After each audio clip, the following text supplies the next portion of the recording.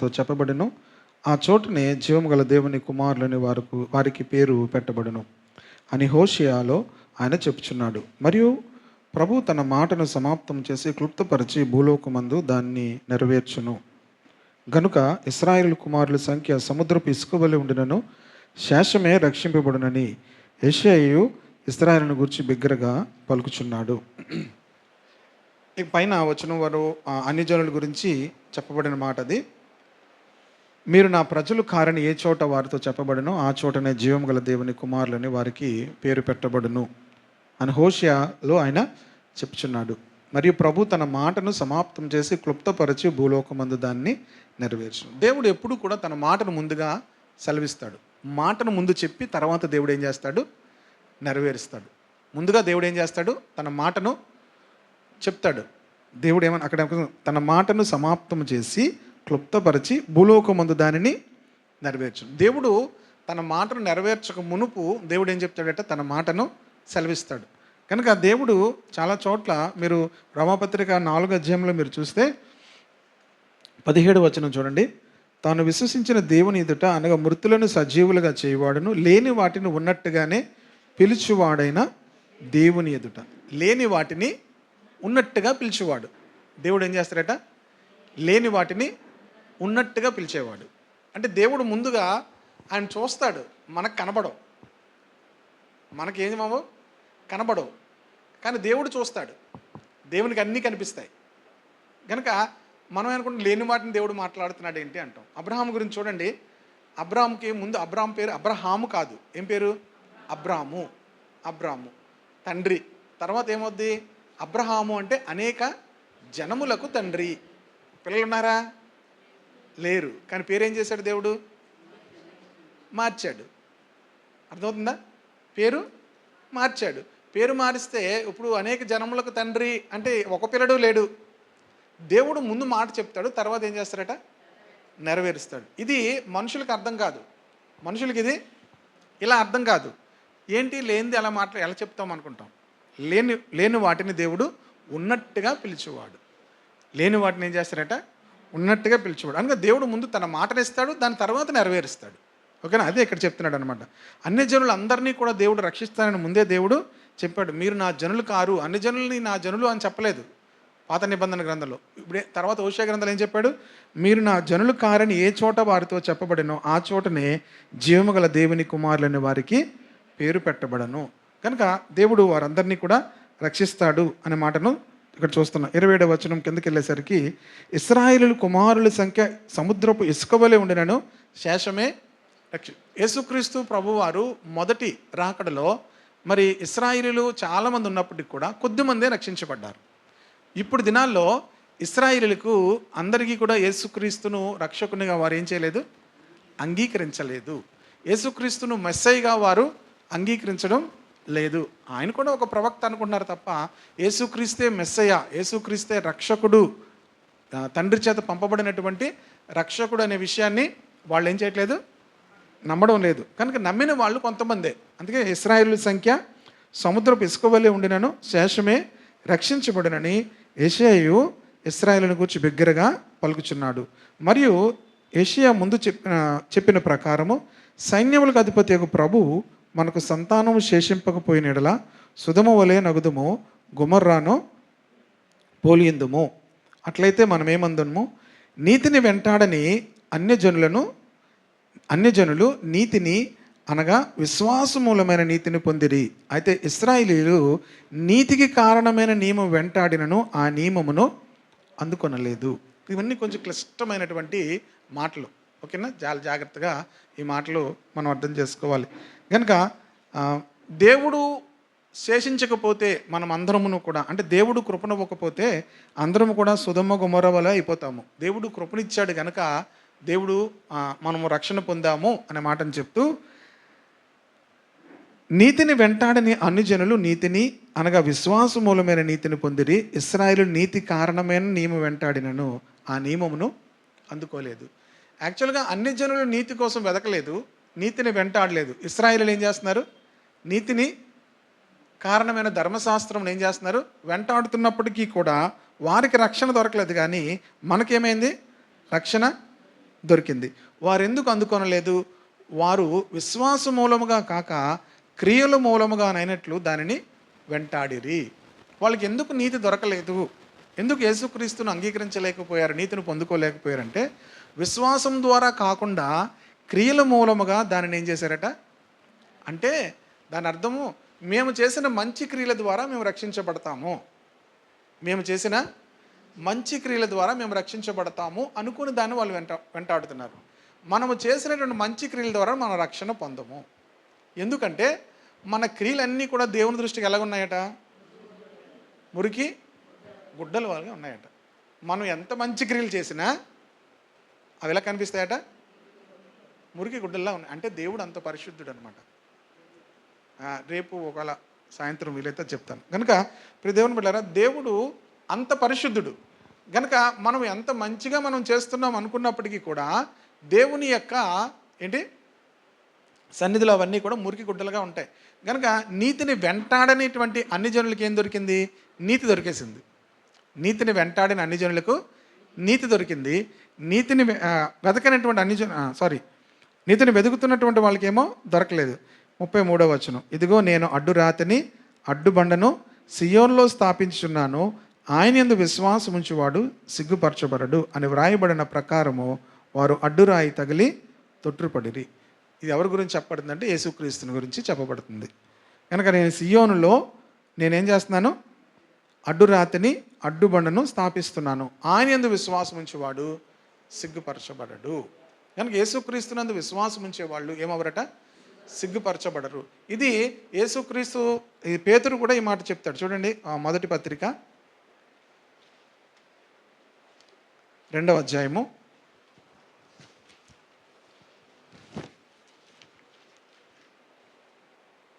6వ వచనం చూడండి.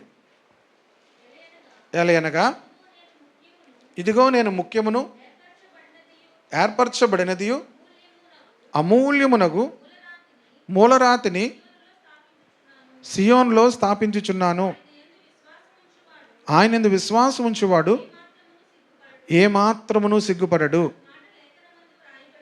అను మాట లేఖనమందు వ్రాయబడి ఉన్నది.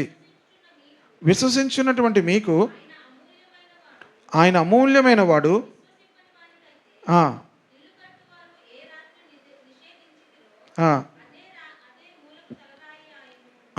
చూడండి, ఇక్కడ అదే మాటను యెషయా గ్రంథంలో ఉన్న మాటను మరలా పేతురు రాస్తున్నాడు. ఆయన ముఖ్యమును ఏర్పరచబడినది అమూల్యమునకు మూలరాతిని సియోన్లో స్థాపించు, ఆయన యందు విశ్వాసం ఉంచువాడు ఏమాత్రమును సిగ్గుపడడు. కనుక విశ్వసించిన మీకు ఆయన అమూల్యమైన వాడు. ఇశ్రాయేలీలు ఏం చేస్తున్నారంటే యేసుక్రీస్తును విశ్వసించకుండా, రక్షకును విశ్వసించకుండా వారు నీతిని వాళ్ళు క్రియల ద్వారా సంపాదించుకోవాలి అనుకున్నారు. కానీ దేవుడు అమూల్యమును ఏర్పరచబడినదైనటువంటి మూలరాయిని దేవుడు సియోన్లో స్థాపించాడు, ఆయనందు విశ్వాసం ఉంచేవాడు ఎన్నడను కూడా సిగ్గుపరచబడడు. ఈ మాటలు మరి కిందకి వెళ్ళే కొద్దీ మీకు అర్థమవుతాయి, అక్కడ నేను చెప్తాను. మరలా ఇక్కడ ఇశ్రాయేల్ గురించి మరలా మాట్లాడుతున్నాడు. ఇందాక 9వ వచనంలో 9వ అధ్యాయం స్టార్టింగ్లో కూడా ఇశ్రాయేల్ గురించి మనం చూసాం. సహోదరులారా, ఇశ్రాయేలీయులు రక్షణ పొందవలనని నా హృదయ అభిలాషయు వారి విషయమై నేను దేవునికి చేయు ప్రార్థనయునైనవి. లాస్ట్ టైము నేను చెప్పినప్పుడు ఇశ్రాయేల్ గురించి చెప్పినప్పుడు పౌలుకు ఏముందంట? ఇశ్రాయేల్ అందరూ రక్షణ పొందాలని తన హృదయంలో ఏముంది? మానని వేదన, దుఃఖమును నా హృదయంలో మానని వేదన ఉంది ఇశ్రాయేల్ రక్షించబడాలని. రెండోది ఏముంది? ఇప్పుడు ఇశ్రాయేలు రక్షణ పొందవాలని నా హృదయాభిలాష వారి విషయమై నేను దేవునికి చేయు ప్రార్థన. కనుక ఇప్పుడు ఇశ్రాయేలీలు అంటే తను ఇశ్రాయేలీయుడే, కానీ తన తోటి వారు అందరూ కూడా ఏం తెలుసుకోలేదు? యేసుక్రీస్తుని తెలుసుకోలేదు. కనుక వాళ్ళందరూ రక్షణ పొందాలని ఏముండాలంటే మనకు హృదయ అభిలాష. ఇప్పుడు ఇశ్రాయేలు గురించి కాదు ఇప్పుడు మనం మాట్లాడుతుంది. ఇప్పుడు మన చుట్టూ ఉన్న వాళ్ళు ఎవరు? మన ఇశ్రాయేలు ఎవరు? వారు రక్షణ పొందవాలని మన హృదయంలో ఏముండాలి? హృదయ అభిలాష వారి విషయమై దేవునికి చేయు ప్రార్థన. కానీ పౌలు జీవితంలో నా హృదయాభిలాష నేను వారి విషయమై దేవునికి చేయు ప్రార్థన అయినది. కనుక ఇశ్రాయేలు అందరూ రక్షణ పొందాలని పౌలు ఏం చేస్తున్నాడు? తన హృదయంలో చాలా అభిలాష కలిగి ఉన్నాడు. అలాగే రెండోది ఏంటి? దేవునికి ప్రార్థన చేస్తున్నాడు. ఇశ్రాయేలు గురించి ఒక మంచి సాక్ష్యం చెప్తున్నాడు.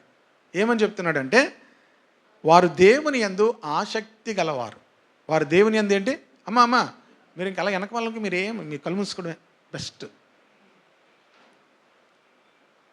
సినిమా హాల్లోకి వెళ్ళాక ఇంతకుముందు మీరు వెళ్ళేవారు కాదు, నేను వెళ్ళేవాడిని. మధ్యలో ఎవరైనా వచ్చారని మీరు ఏం చేస్తారు?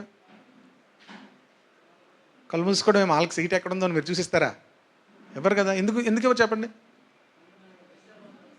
మీరు సినిమా మిస్ అయిపోతుంది. వాళ్ళు మనం పట్టించుకోకూడదు. అంటే ఆలస్యం వస్తే అలా చీరలు తీసుకుని వేసుకుంటారు, పర్లేదు. వారు దేవుని యందు ఆసక్తి గలవారు. ఎవరు? ఇశ్రాయేలీయులు అని వారిని గురించి నేను ఏం చేస్తున్నాను? సాక్ష్యం ఇస్తున్నాను. ఇక్కడి నుంచి చాలా ప్రాముఖ్యమైన విషయాలు. ఆయనను వారి ఆసక్తి జ్ఞానానుసారమైనది కాదు. ఇశ్రాయేలీయులు దేవుని యందు ఏంటి? ఆసక్తి కలిగిన వారే, కానీ వారి ఆసక్తి జ్ఞానానుసారమైనది కాదు. ఎందుకంటే ఏలయనగా వారు దేవుని నీతిని ఎరుగక తమ స్వనీతి స్థాపింపబూనుకొనుచు దేవుని నీతికి లోబడలేదు. జాగ్రత్తగా వినండి ఇక్కడి నుంచి. ఇశ్రాయేలీయులు అందరూ యేసుక్రీస్తుని ఎందుకు తెలుసుకోలేకపోయారు అంటే, చాలామంది మనల్ని ప్రశ్నలు వేస్తుంటారు. యేసుక్రీస్తు పుట్టిన దేశంలోనే చాలామంది యేసుక్రీస్తుని ఏం చేయలేదు? అంగీకరించలేదు అని అడుగుతుంటారు కదా. యేసుక్రీస్తు పుట్టిన దేశంలోనే యేసుక్రీస్తును అంగీకరించలేదు. కానీ ప్రపంచమంతా మీరు కౌంట్ చేస్తే ఎవరిది మెజారిటీ ఉంటుంది? మీకు ఈ 2 అధ్యాయంలో అది చెప్తాను, అది ఎలా జరిగింది అని. ఓకేనా? ఇప్పుడు దేవుడు నీతిని వెంటాడని అన్యజనులకు కృపనిచ్చాడు. ఇశ్రాయేలీయులకు దేవుడు ఏమిచ్చాడు? కృపనిచ్చాడు. మనం నిర్గమాకాండము ఇటు సైడ్ ఇవి కూడా ధ్యానం చేస్తున్నాం కనుక శనివారం టైంలో మీకు అది విన్న వాళ్ళకి అర్థమవుతుంది. ఇశ్రాయేలుకు దేవుడు కృపనిచ్చినప్పుడు కూడా ఆ కృపను వాళ్ళు ఏం చేశారు? పోగొట్టుకున్నారు. దేవుడు ఇప్పుడు అన్యజనులకు కృపనిచ్చాడు. ఇశ్రాయేలులకు కాదు. ఇప్పుడు ఎవరికి ఇచ్చాడు కృపను? ఇశ్రాయేలుకు కూడా కృపనిస్తే వాళ్ళు ఆ కృపను ఏం చేశారు? నిర్లక్ష్యం చేసుకున్నారు. ఇప్పుడు దేవుడు అన్యజనులకు కృపనిచ్చాడు. అందులో అన్యజనులు అనేక మంది ఆ కృపను ఏం చేశారు? అందుకున్నారు. ఓకేనా? భారతదేశంలో కూడా ఎస్పెషలీ మీకు ఈ ఎక్కువగా క్రైస్తవులు ఎవరు ఉంటారంటే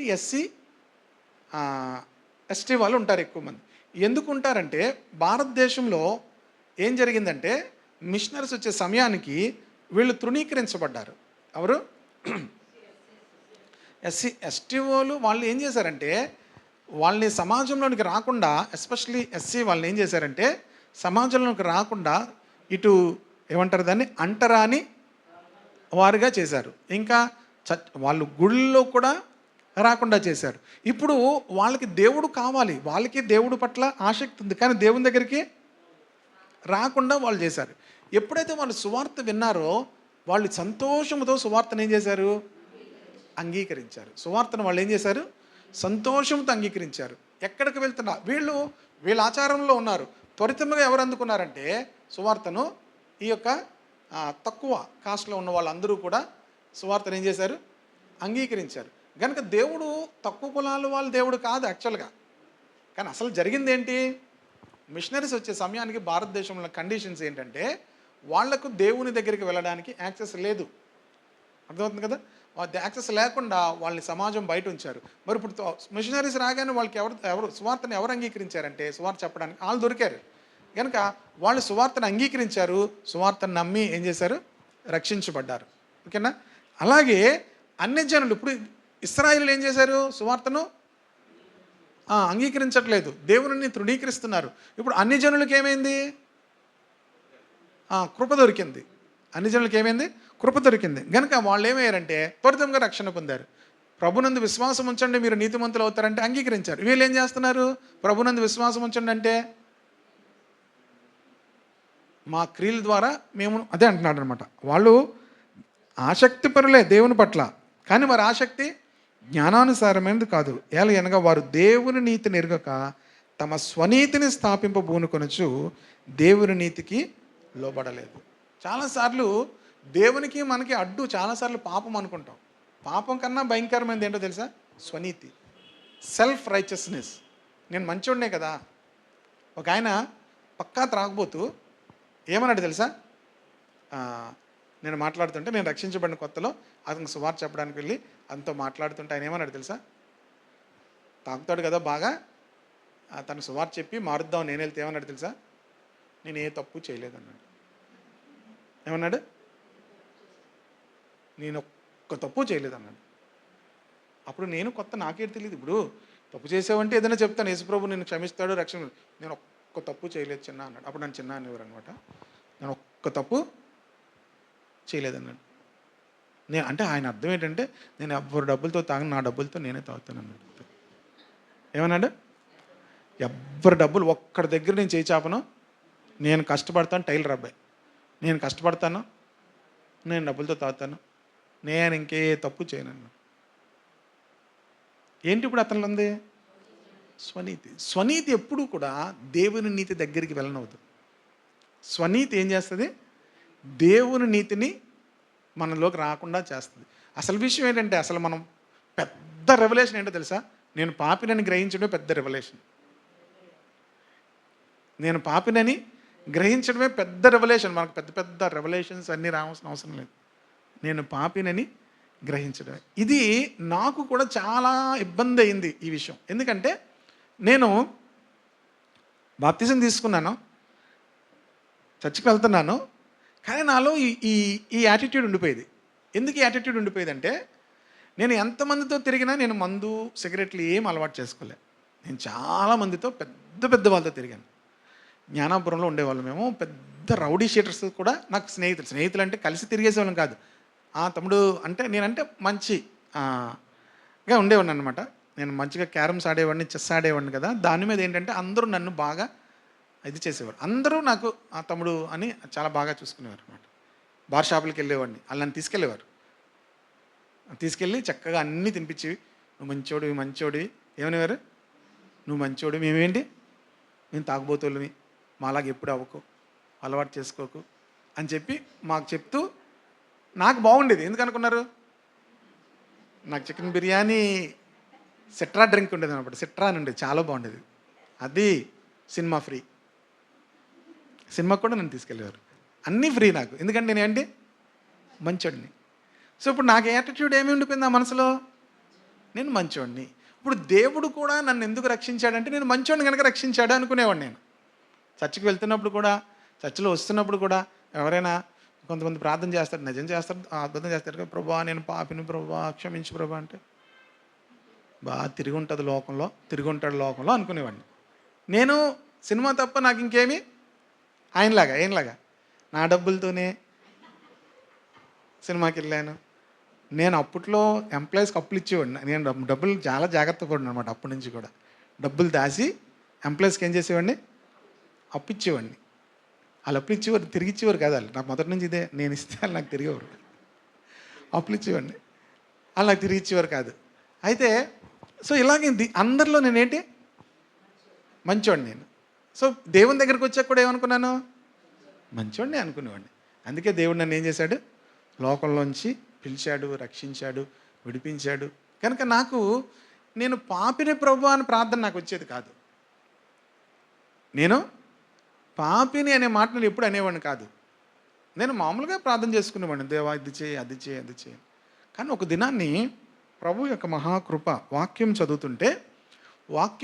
చదువుతున్నప్పుడు ఏమైందంటే, దేవుని యొక్క వెలుగు సడన్గా నా మీదకి వచ్చింది. దేవుని యొక్క వెలుగు ఏమైంది, సడన్గా నా మీదకి వెలుగు వచ్చింది. ఆ వెలుగు వచ్చినప్పుడు ఏమైందంటే, నా అంతరంగపు స్వభావము దేవుడు నాకు చూపించాడు. ఏ స్వభావము? అంతరంగ స్వభావం. బైబిల్ చెప్తుంది, ప్రతివాని హృదయము ఎలాంటిదట, మోసకరమైనది. ప్రతివాని హృదయం ఎలాంటిది, మోసకరమైనది, ఘోరమైన వ్యాధి కలిగినది. కనుక చాలా భయంకరంగా ఉంటుంది హృదయం యొక్క స్థితి. మీరు ఎవరు చూడలేదు, దేవుడు చూపిస్తే ఆ హృదయ స్థితిని మనము దేవుని బిడ్డలారా అసలు ఎంత ఏడుస్తామంటే, అయ్యో ఎంత భయంకరమైన స్థితి నాది అని. చూడండి, ఇర్మియా గ్రంథము 17వ అధ్యాయము 9వ వచనం చూడండి. అన్నిటికంటే మోసకరంది ఏంటట మీకు తెలుసా? అన్నిటికంటే మోసకరమైనది ఏంటి? హృదయము.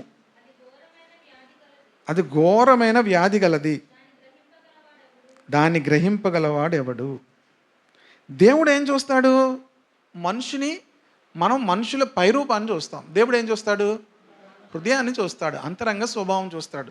ప్రతివాని అంతరంగ స్వభావం హృదయం ఎలాంటిదట? మోసకరమైనది, ఘోరమైన వ్యాధి కలిగినది. దాన్ని గ్రహింపగలవాడు. మనం గ్రహించలేము. ఎందుకంటే మనలో మనం ఏమనుకుంటామంటే మంచి వాళ్ళమే అనుకుంటాం, నీతిపరులమే అనుకుంటాం. నేను మరీ ఎలా చూడను, మరీ అంత ఘోరమైన వ్యక్తిని కాదులే, నేను కొంచెం పర్వాలేదు అనుకుంటాం. నేను కొంచెం పర్వాలేదు అనుకుంటాం. కనుకనే మనము అలా అనుకుంటాం. కనుక దేవుడు ఒక్కడే హృదయమును పరిశోధించువాడు, అంతరంద్రియములను పరీక్షించువాడు అని ఉంది కదా. ఇందుకే హృదయం ఎలా ఉంటుంది? మార్కు సువార్త 7వ అధ్యాయము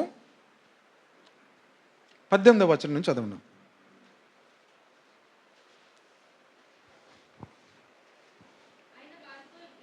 ఆ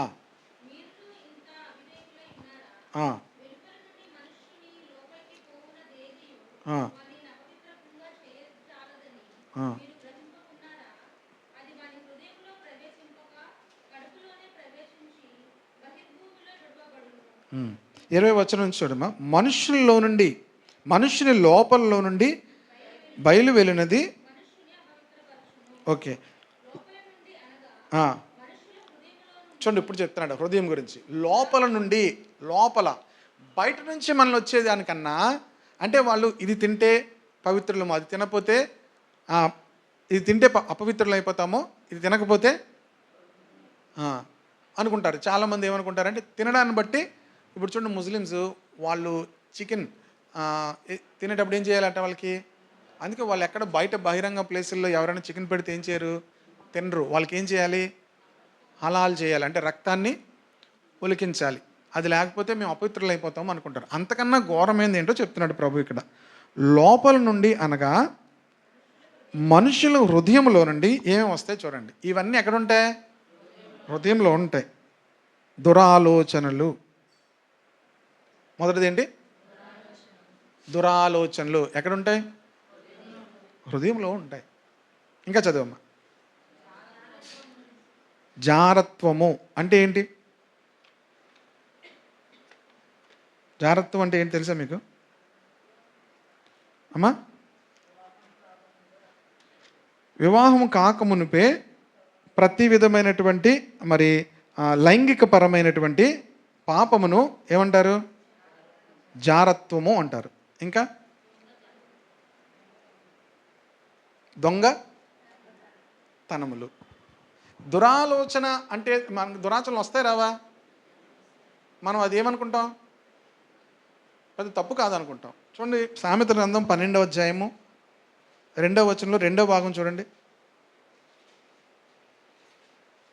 2వ వచనం 2వ భాగం 2వ లైన్. 12వ అధ్యాయం 2వ వచనం 2వ భాగం. దురాలోచనలు గలవాడిని దేవుడు ఏం చేస్తాడట? మనం ఏమనుకుంటాం? నేను ఆలోచనే చేశాను, నేనేం చేయలేదు, తప్పు. అర్థమవుతుందా? నేనేం చేశాను? జస్ట్ నా థింక్ చేశాను అంతే, నేనేం చేయలేదు. కానీ బైబిల్ ఏం చెప్తుంది? దురాలోచన గలవాడిని ఏం చేస్తారట? నేరస్తుడని ఆయన తీర్పు తీర్చును. కనుక మనుషుని హృదయంలో నుంచి ఏమొస్తాయి? దురాలోచనలు, జారత్వము, దొంగతనము, నరహత్యలు. నరహత్యలు అంటే మనం హత్య చెయ్యం, ముందు ఎక్కడి నుంచి స్టార్ట్ అవుతుంది? ముందు ఎక్కడి నుంచి స్టార్ట్ అవుతుంది. వ్యభిచారములు, లోభము. లోభం అంటే తెలిసి చెప్పాను కదా ఇంతకుముందు, మోర్, ఇంకా కావాలి. చెడుతనములు, కృత్రిమమును, కామ వికారమును, మత్సరమును, దేవదూషణయు, అహంభావము. ఇది మనకు అసలు పెద్ద తప్పు అనిపించదు. ఏంటి అహంభావము అంటే? ఏంటి?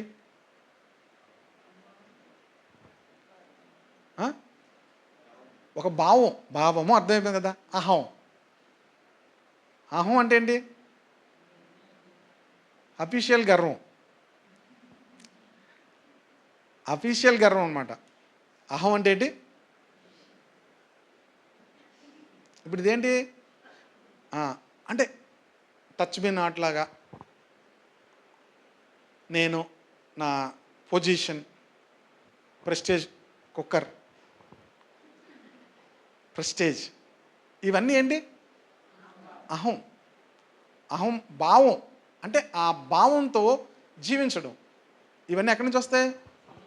హృదయంలోంచి వస్తాయి. అవివేకం అంటే వివేకానికి ఆపోజిట్ అవివేకం.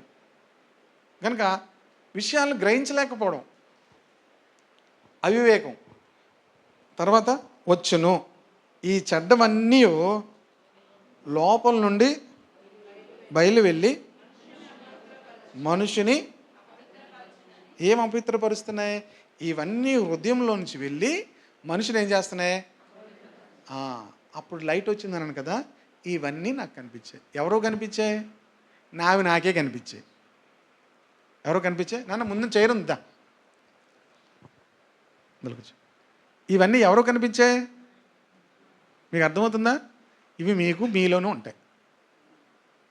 ఇవి చదువుతుంటే వీళ్ళలో ఉన్నాయి, వాళ్ళలో ఉన్నాయి కాదు. ఎవరిలో ఉంటాయి? అందరిలోనూ ఉంటాయి. ఓకేనా? ఎందుకు?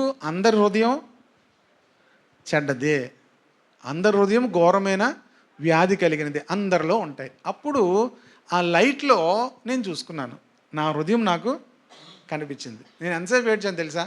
నేను ఏడ్చినప్పుడు నా కన్నీళ్ళన్నీ కూడా అక్కడ ఆల్మోస్ట్ ఆల్ వాటర్ వేస్తే ఎలా తడిసిపోద్ది కింద, అంతసేపు ఏడ్చాను. ఎందుకు ఏడ్చానంటే అప్పుడు నేను ఏం చెప్పానంటే, నేను అందరికన్నా భయంకరమైన పాపిని అని ఒప్పుకున్నాను. నేను ఒప్పుకున్నాను అప్పుడు, నేను అందరికన్నా ఎందుకంటే నేను చేసిన దాన్ని బట్టి కాదు, నా స్వభావం నాలో, ఈ స్వభావం నాలో కనిపిస్తుంది. ప్రభు నా హృదయాన్ని నాకు చూపించినప్పుడు అప్పుడు నేను ఏడవడం ప్రారంభించాను. ఓకేనా? ఇప్పుడు నా స్వనీతి ఏమైంది? అది మురికి గుడ్డ అని అర్థమైంది. ఇప్పుడు నేను ఏమని అడిగానంటే, దేవుని నీతి కోసము అడిగాను. ప్రభువా నన్ను పరిశుద్ధపరచు, ప్రభువా నన్ను నీ రక్తముతో శుద్ధి చేయని అడిగాను. కనుక మీకు మరలా చెప్తాను, ఇది ఎలా జరుగుతుంది? ఇది అందరికీ జరుగుతుంది. ఇది జరిగేంత వరకు కూడా మనకు నిజమైన మారు మనసు అనే అనుభవం రాదు. ఓకేనా? ఇది జరిగేంత వరకు కూడా మనము దీనస్థితిలోని కూడా రాలేము. సరే, మరలా రోమాపత్రిక వద్దాము. నేను మీకు అది కూడా చెప్తాను, అది ఎలా జరుగుతుందని. 10వ అధ్యాయం 4వ వచనం. విశ్వసించు ప్రతి వానికి నీతి కలుగుటకే క్రీస్తు ధర్మశాస్త్రమునకు సమాప్తి అయి ఉన్నాడు. యేసుక్రీస్తు ధర్మశాస్త్రమునకు ఏమై ఉన్నాడు? సమాప్తి అయి ఉన్నాడు. విశ్వసించు వారందరికీ కూడా, యేసుక్రీస్తునందు విశ్వసించు వారందరికీ కూడా యేసుక్రీస్తు ఏమై ఉన్నాడట? ధర్మశాస్త్రమునకు సమాప్తి అయి ఉన్నాడు. అంటే అర్థం ఏంటి? ధర్మశాస్త్రమునకు సమాప్తి అని అంటే, ఇక ధర్మశాస్త్రం మూలముగా మనం నీతిమంతులుగా తీర్చబడము. ప్రభువునందు విశ్వాసం ఉంచుట ద్వారానే నీతిమంతులుగా తీర్చబడుతున్నాం.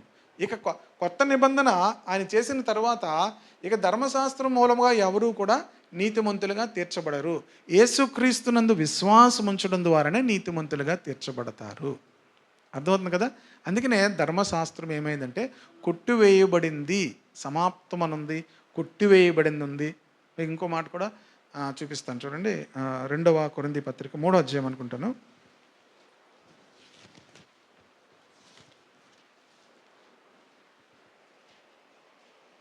14వ వచనం చూడండి. 2వ కొరింథీ పత్రిక 3వ అధ్యాయము 14వ వచనం. మరియు వారి మనస్సులు కఠినములాయెను గనుక నేటి వరకును పాత నిబంధన చదవబడినప్పుడు అది క్రీస్తునందు కొట్టివేయబడినని వారికి తేటపరచబడక, యూదుల గురించి అక్కడ చెప్పబడుతుంది, ఇశ్రాయేలు గురించి చెప్పబడుతుంది. వాళ్ళు ఎందుకు అర్థం అవ్వట్లేదంటే, వాళ్ళకి ఇశ్రాయేలు ఈ ముస్లిమ్స్ వీళ్ళందరూ ఒకటే. వాళ్ళకి ముసుగు ఉంటుంది. ఏముంటుంది? వాళ్ళు మామూలు ముసుగు వేసుకోవడం కాదు, ఇప్పుడు మామూలుగా ఒక స్పిరిచువల్ ముసుగు ఉంటుంది వాళ్ళకి. క్రీస్తునందు అది కొట్టివేయబడింది అంటే అర్థం ఏంటంటే, పాత నిబంధన వారు చేసినటువంటి క్రియల ద్వారా దేవుని దగ్గరికి వచ్చేవాళ్ళు. ఇప్పుడు కొత్త నిబంధన ఎందుకు పాత నిబంధన కొట్టివేయబడిందంటే, మీరు చేసేటువంటి బలులు, మీరు తెచ్చేటువంటి అర్పణలు, మీరు చేసేటువంటి ప్రతిదానిని బట్టి కాదు మీరు నీతిమంతులుగా తీర్చబడ్డం. యేసుక్రీస్తునందు విశ్వాసం ఉంచడం ద్వారా నీతిమంతులుగా తీర్చబడుతున్నారు. ఇశ్రాయేలీయులందరూ కూడా యేసు ప్రభుని అడిగారు, మేము ఏం క్రియలు చేయాలి, మేము ఏం క్రియ చేయాలి అని అడిగారు. అప్పుడు ఆయన అన్నాడు, ఆయన పంపిన వానియందు మీరు విశ్వాసం ఉంచుటే దేవుని క్రియ అన్నాడు. ఏముంది? యోహాను సువార్త పక్కనే ఉంటుంది చూడండి. యోహాను సువార్తలో 6వ అధ్యాయం అనుకుంటాను.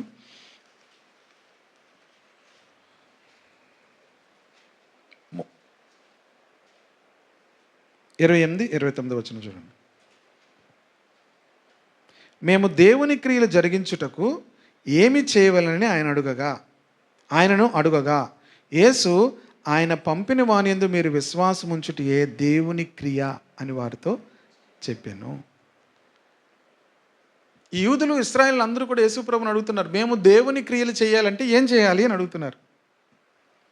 ఏది చేస్తే అది దేవుని క్రియ. యేసు ఆయన పంపిన వానియందు మీరు విశ్వాసం ఉంచుటే దేవుని క్రియ. కనుక యేసుక్రీస్తు విశ్వాసం ఉంచు వారికి ఏమైనాడట? ధర్మశాస్త్రమునకు సమాప్తి అయి ఉన్నాడు. కనుక ఎందుకు సమాప్తి అయి ఉన్నాడు? ధర్మశాస్త్రము ఎలా సమాప్తమైంది? ఎవరిచ్చారు ధర్మశాస్త్రం? ఎవరిచ్చారు? దేవుడు మోషే ద్వారా ధర్మశాస్త్రం దేవుడే ఇచ్చాడు. ఇప్పుడు దేవుడు ఏం చేశాడు? చాలామంది మరి అది ఎలాగా కొట్టివేస్తాడంటే, ఎవరిచ్చారు?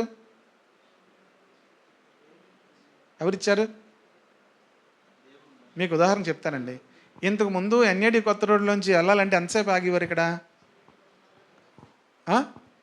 మీరు ఆగేవారు కదా. మనం అందరం అటు సైడ్ వెళ్ళాలంటే ఏం చేయాలి? ఆగారా? ఇప్పుడు ఆగుతున్నారా? మరి అప్పుడు ఆగేవారు, ఇప్పుడు ఎందుకు ఆగట్లేదు? మీరు కేసులు వేసేస్తే ఆగట్లేదని. ఇప్పుడు పోలీసులు వచ్చి మీరు ఆగట్లేదు, ఇంతకుముందు ఆగేవారు అని చెప్పి కేసులు వేస్తే మీరు ఏమంటారు? సిగ్నల్ లేకుండా మేమెందుకు ఆగుతామండి అంటారా లేదా? ఏం లేదు ఇప్పుడు వాళ్ళు అన్నారు, సిగ్నల్ లేకపోయినా ఉన్నా ఇంతకుముందు మీరు ఆగేవారు, ఆగాల్సిందే అంటే ఎవరు తీస్తారు సిగ్నల్స్? ఇప్పుడు ఏ గవర్నమెంట్ అయితే పెట్టిందో ఆ గవర్నమెంట్ ఇప్పుడు ఏం చేసింది? మీరు వెళ్ళి గవర్నమెంట్ మీద కేసు వేసారు అనుకోండి, ఎందుకు తీసారండి? ఇప్పుడు వాళ్ళు అదే పట్టుకుంటున్నారు. వాళ్ళు ఏది? ఆ ధర్మశాస్త్రాన్నే పట్టుకుంటున్నారు. ఇప్పుడు దేవుడు ఆ కాలంలో ధర్మశాస్త్రాన్ని ఇచ్చాడు, సిగ్నల్స్ పెట్టాడు. ఇప్పుడు ఏం చేశాడు? తీసాడు. అసలు మీకు ప్రాబ్లం ఏంటి? మనం అందరం ఏం చేయాలి? అమ్మయ్యా అనాలా? లేకపోతే మాకు సిగ్నల్ పెట్టండి అని ధర్నా చేస్తారా? ఇప్పుడు ఇశ్రాయేలు యూదుల పని అలాగే ఉంది. ధర్మశాస్త్రం దేవుడు ఏం చేశాడు? ఎందుకు కొట్టివేశాడు? వేరొక మార్గాన్ని దేవుడు ఏర్పాటు చేశాడు. ఎందుకు సిగ్నల్స్ తీశారు? మార్గం పైనుంచి వెళ్ళిపోవడానికి, కింద నుంచి వెళ్ళిపోవడానికి, ఎవరి మట్టుకాలకి అన్ని మార్గాలు ఏర్పాటు చేశారు, కానీ తీశారు. ముందు తీసేస్తే ఏమోను యాక్సిడెంట్ అయిపోను కదా. అన్నీ చేసి ఏర్పాటు చేసి ఇప్పుడు ఏం చేశాడు? సిగ్నల్స్ తీశారు. ఇప్పుడు మనం ధర్మశాస్త్రాన్ని దేవుడు ఎందుకు పక్కన పెట్టాడంటే, ఇప్పుడు వేరొక మార్గాన్ని ఏర్పాటు చేశాడు. యేసుక్రీస్తునందు విశ్వాసం ఉంచి వారందరినీ కూడా దేవుడు నీతిమంతులుగా తీర్చాడు. అందుకే విశ్వసించు ప్రతి వానికి నీతి కలుగుటకే క్రీస్తు ధర్మశాస్త్రమునకు సమాప్తి అన్నాడు. ధర్మశాస్త్ర మూలముగా నీతి నెరవేర్చువాడు దాని వల్లనే జీవించిన మోషే వ్రాయిచున్నాడు. కానీ మనం ధర్మశాస్త్ర ప్రకారం జీవించలేం కదా. చూడొద్దన్నా మనకేమవుద్ది? పిల్లలకి మీరు మామూలుగా వెళ్ళి చెప్పి చూడండి, మీరు ఏదైనా చేయండి కానీ అక్కడికి వెళ్ళొద్దంటే వాళ్ళు ఏం చేస్తారు? వాళ్ళు పాస్ గారు రావట్లేదు, ఎందుకు వెళ్ళొద్దన్నారు? అక్కడికి కూర్చుంటారు. ఏమీ లేదు, ఎందుకు వెళ్ళొద్దన్నారు? అక్కడ ఏమీ లేదు, ఎందుకు ముట్టుకోవద్దన్నారు? నేను కూడా మనిషిలో ఆ యొక్క ఒక పిచ్చి ఉంటుంది. దేవుని దేవాలు బతికేశాను కానీ నేను అలాంటి పనులు చేసేవాడిని.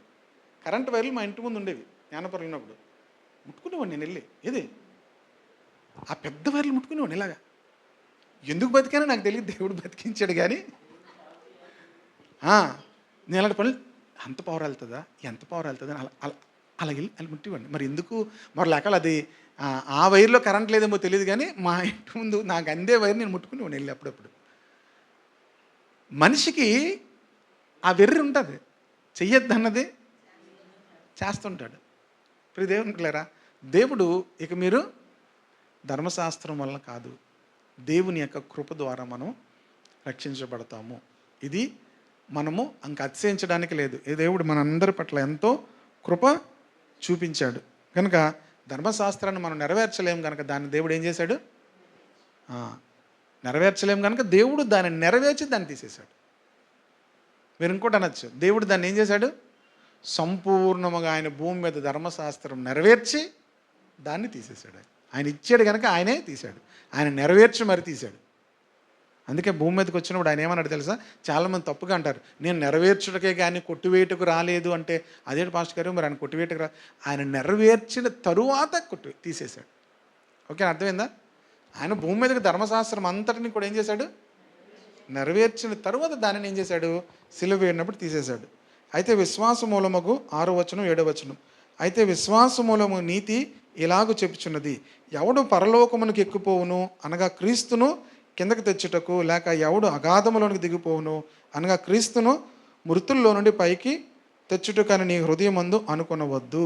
ఇది మనకి అసలు అర్థం అవని విషయం. ఆ మాట ఏమైనా అర్థం అవుద్దా? ఎన్నిసార్లు చదివినా అర్థం అవ్వదు. మీకు అర్థమైందా పాస్టర్ గారు అంటే? నాకు అర్థం అవ్వలేదు. దానికి అందుకే బైబిల్ని ఈ మాట ఎక్కడుందో అవన్నీ చూస్తే మనకు అర్థమవుతాయి. ద్వితీయోపదేశకాండము 30వ అధ్యాయము 11వ వచనం నుంచి ఈ మాట ఉంటుంది చూడండి. ద్వితీయోపదేశకాండము 30వ అధ్యాయము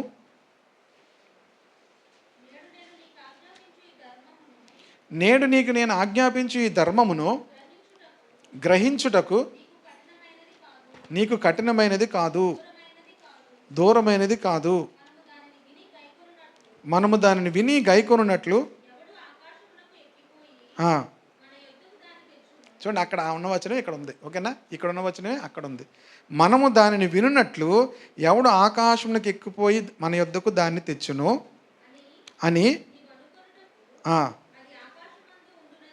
అది ఆకాశమునందు ఉండునది కాదు. మనము దాన్ని విని గైకొనున్నట్లు. అగాధం అన్నాడు కదా, ఇదేనమాట. అగాధము, సముద్రము అగాధం అని ఉంటుంది కదా. ఎవడు సముద్రము దాటి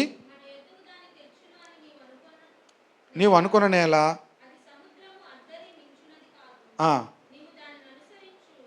నువ్వు దాన్ని అనుసరించుటకు ఆ మాట నీకు బహు సమీపముగా ఉన్నది. దేవుని వాక్యము ఇక్కడ ఇదే చెప్తున్నాడు అనమాట. ఆ మాటనే ఇప్పుడు మనం నమ్మినట్లు, మనకు నీతి కలిగినట్లు పరలోకానికి ఎవడెళ్తాడు, లేకపోతే అగాధమునకు ఎవడెళ్తాడు అంటే దేవుని నీతి దేవుని నీతి, దేవుని పర్వతములు అంత ఎత్తైనది ఒక మాట ఉంటుంది. ఓకేనా? దేవుని నీతి దేవుని పర్వతములతో సమానం అని ఒక మాట కూడా ఉంటుంది. కనుక దేవుని నీతి పొందుకోవాలంటే ఆకాశంలోకి ఎవడెక్కుతాడు, లేకపోతే అగాధంలోకి ఎవడు దిగుతాడు అని మీరు అనుకోవాల్సిన అవసరం లేదు. 8వ వచనం అది ఏం చెప్తున్నది?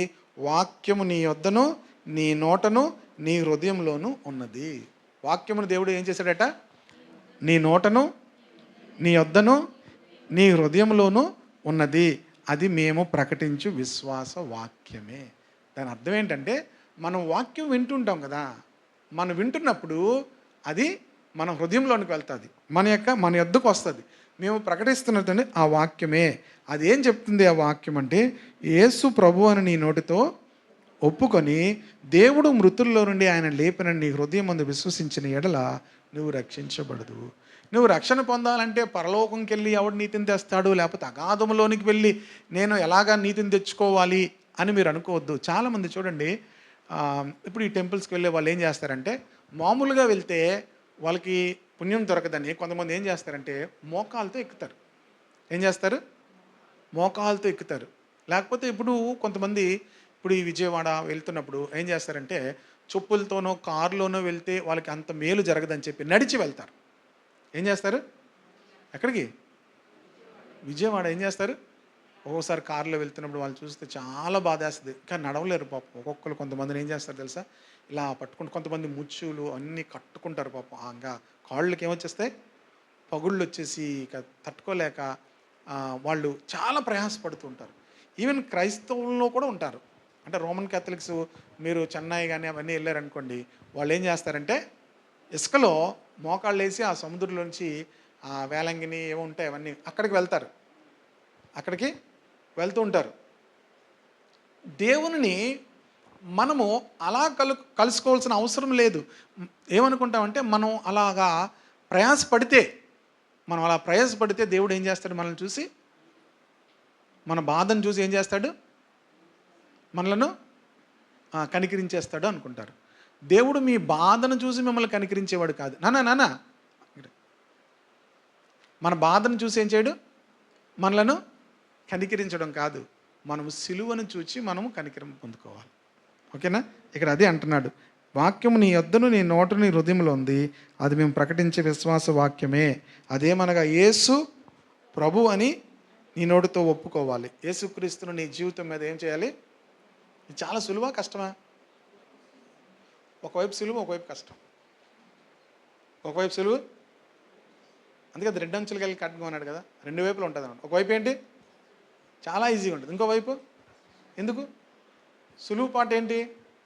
ధర్మశాస్త్రం ఏంటంటే ఎంత చదవాలి, చదివి దాని ప్రకారంగా ప్రతి దాన్ని చేయాలి. ఏంటి తెలుసా? బోళ్ళు తినకూడదు.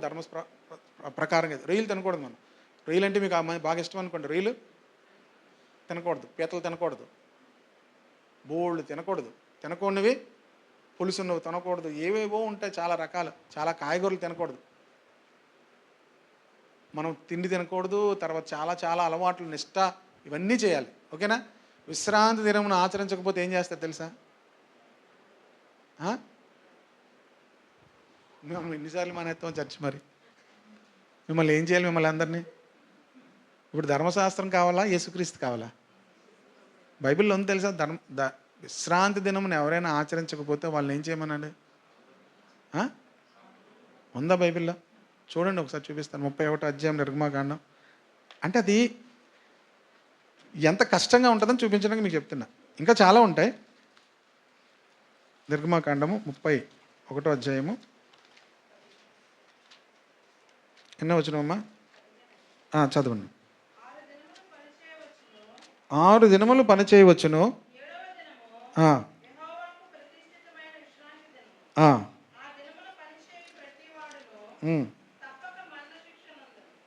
14 కూడా చదవమ్మా.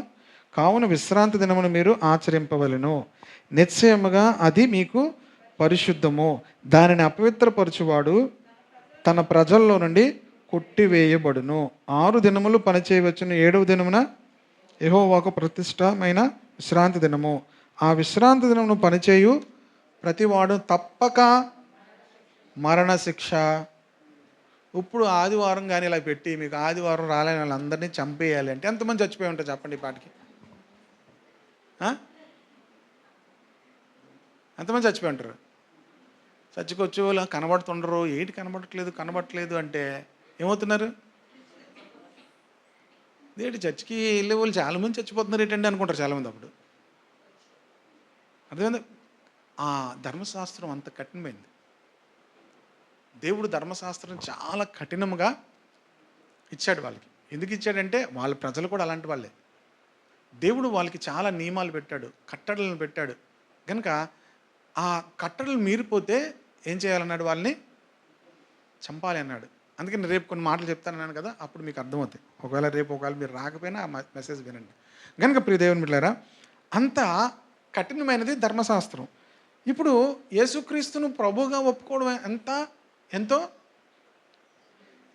ఏమంటున్నాడు అక్కడ? సిలువుగా ఏం చెప్పాడు? యేసు ప్రభు అని నీ నోటితో ఒప్పుకొని దేవుడు మృతుల్లో నుండి ఆయన లేపిన నీ హృదయమందు విశ్వసించిన ఎడల నీవు. ఇప్పుడు ఇది చాలా ఈజీగా ఉంది కదా.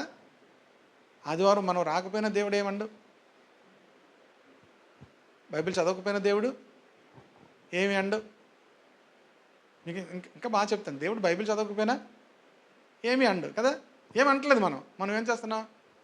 ఒక ఆయన అలాగో గారు చెప్తుంటే దేవుడు ఏమండు, పాస్టర్లు అలాగా వాళ్ళకే చెప్తారు, వాళ్ళ మాటలు ఏమన్నా దేవుడు ఏమండు. ఏమన్నాడు దేవుడు? మీకు ఉదాహరణ చెప్తాను. అమ్మ, మీ మమ్మీ నువ్వు అన్నం తినకపోయినా ఏమంటలేదు, నువ్వు అలిగావు అన్నం తినట్లేదు, ఏమంటలేదు మీ మమ్మీ. ఇప్పుడు నష్టపోయేది ఎవరు? మా మమ్మీ ఏమందండి? నేను అన్నం తినపోయినా ఏమందు, ఉదయం తినపోయినా ఏమందు, మధ్యాహ్నం తినపోయినా ఏమందు, సాయంత్రం తినపోయినా ఏమందు. నువ్వు ఏమనద్దు. 3 పూటలు మాని 3 రోజులు మాని ఏమవుతావు? ఎవరు చచ్చిపోతారు? నిన్ను ఎవరు చంపవసరం లేదు, నువ్వే చచ్చిపోతావు. అర్థమవుతుందా మీకు? దేవుని వాక్యం మనం ధ్యానించకపోతే మనల్ని ఎవరో చంపవసరం లేదు, మనమే చచ్చిపోతాం. ఎలా చచ్చిపోతాం? ఆత్మీయంగా చచ్చిపోతాం. ఇది మళ్ళీ కొత్తగా దేవుడు మనల్ని చంపేయాల్సిన అవసరం లేదు. వాక్యం చదవకపోతే, దేవుని మందిరానికి రాకపోతే మనల్ని దేవుడు చంపే అవసరం లేదు. ఆటోమేటిక్గా మనమే ఏం చచ్చిపోతాం? ఆదా మామూలు చచ్చిపోయారో బతుకున్నారా? ఈ పండు దినమందు మీరు నిశ్చయముగా చచ్చెదరు అన్నాడు. చచ్చిపోయారు బతుకున్నారా? మరి బైబిల్ చెప్తుంది చచ్చిపోయారని. దేవునికి వాళ్ళకి సంబంధం లేకుండా చచ్చిపోయారు. దేవుడు వాళ్ళని ఏం చేశాడు? ఆ తోటలో నుంచి బయటికి పంపించాడు. అంటే ఆ తోటలో దేవుడు వారికి కావలసినవన్నీ కూడా ఏం చేశాడు? వారు కష్టపడవలసిన పని లేదు, వారి చెమట లేదు, వాళ్ళు మహిమ వస్త్రాలు. చాలామంది అనుకుంటారు వాళ్ళు నేకడ్గా ఉన్నారేమో అనుకుంటారు. కాదు, నేకడ్గా అంటే వాళ్ళ మీద మహిమ కప్పి ఉంది. దేవుడు తన రూపంలో చేశాడు కదా. రేపొద్దున పరలోకం వెళ్ళినప్పుడు కూడా మనకు ఆ మహిమ, ఆ వస్త్రాన్ని దేవుడు ఇస్తాడు. అది కనిపించదు. దేవుని యొక్క మహిమ శరీరాలతో మనం ఉంటాం. ఓకేనా? కనుక ప్రియ దేవుని బిడ్డలారా, అక్కడ ఇప్పుడు యేసుక్రీస్తును మనం ప్రభుగా ఒప్పుకోవడం అంటే ఏంటంటే, చాలామంది అనుకున్నట్లుగా అది సులువు, అదే సమయంలో చాలా కష్టమైంది. ఇప్పుడు మనం ఏం చేయాలి ప్రభుగా ఒప్పుకోవడం అంటే? He is the lord of my life. ఆయన నా జీవితానికి ప్రభు అయి ఉన్నాడు అంటే అర్థం ఏంటి?